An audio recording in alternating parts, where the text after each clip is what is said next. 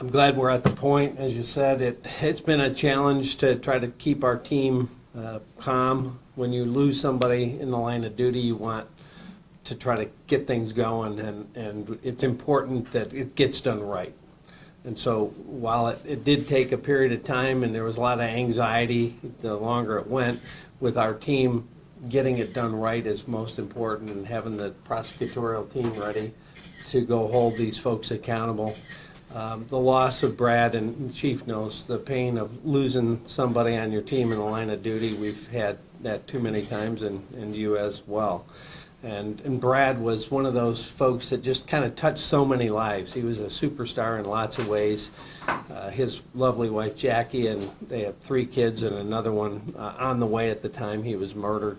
So it leaves so many voids in not just the family, the friends, the community, but the agency. It's a gut punch when you lose somebody in the line of duty, especially somebody like Brad, who had worked in so many different things and knew so many people. He had been a motor officer, he had worked at one of our bigger substations in patrol, and then he was with our auto theft unit back in our special investigation section, so got to know all the specialty teams. And he was just one of those folks that was dedicated, you know, all hours of the day and night. If they got information, potentially a car that was stolen, suit up and off he'd go, you know, in the middle of the day or night or whatever it was. And that's the kind of person he was.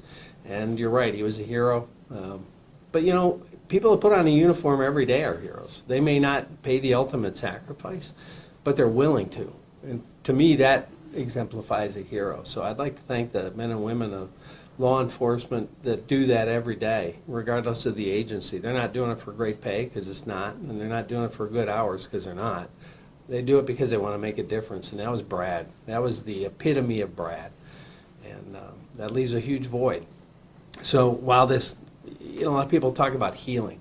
There can be no healing from a loss like this, but what you do is you learn to process it, and you figure out a way to take another step forward day after day, and this will be a processing step for the family and the officers, the deputies, the community, to begin that process of moving forward, knowing that, you know, the folks that did this intentionally will be held fully accountable. So I appreciate all the work that went into this by all the agencies that did it and the prosecutor's office to get us to this point.